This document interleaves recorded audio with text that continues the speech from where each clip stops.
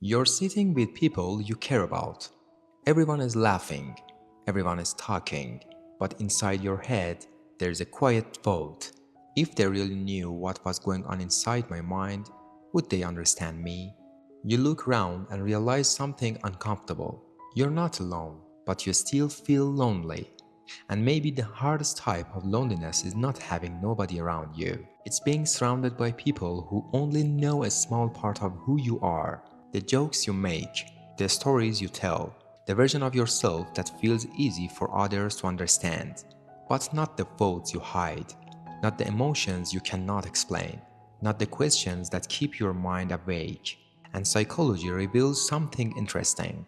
Sometimes the same thing that makes you feel disconnected from others is also the thing that makes you see the world differently. Most people believe loneliness comes from isolation. No friends, no conversations, no people around you. But psychologists understand loneliness differently. Loneliness is not only about how many people are near you, it's about whether you feel emotionally seen. You can talk to people every day and still feel invisible because connection is not created by simply sharing space. It's created when someone understands your inner world. And for some people, the inner world is much larger and more active. A deep thinker is not someone who is better than everyone else. It's simply someone whose mind naturally looks beneath the surface. Instead of only asking, "What happened?" they often ask, "Why did this happen? What does this mean? What does this reveal about people?" Psychologists describe part of this as introspection, the ability to examine your own thoughts, emotions, and experiences. This ability can be valuable. It can help you understand yourself. It can help you understand others. It can help you create, solve problems, and notice things many people miss. But every strength has a cost. Imagine your friend suddenly becomes quieter. A lot of people think maybe they're tired, but your mind starts, "Did I say something wrong? Did their opinion of me change? Why did their tone feel different?" Your brain is searching for meaning. Sometimes this creates emotional awareness, but sometimes it creates a distance between you and the present moment. You're no longer just experiencing life, you're constantly analyzing it. And this creates a painful contradiction. You can understand other people's emotions while feeling like nobody understands yours. But here's the uncomfortable truth.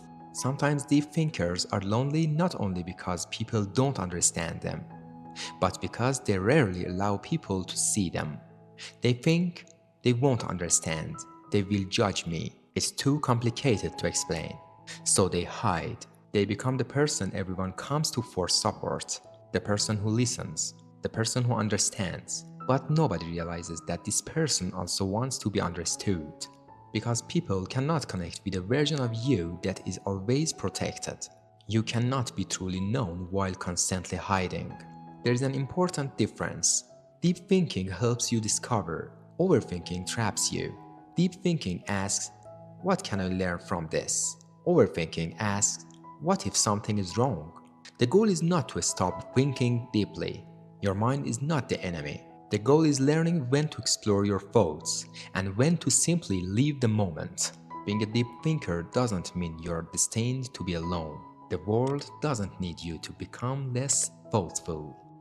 It needs you to find places where you don't have to hide your thoughts. You don't need everyone to understand your entire inner world. You only need a few people who make you feel safe enough to open the door. Remember this. The loneliest place is not being alone. It's being surrounded by people who only know the version of you that you show them.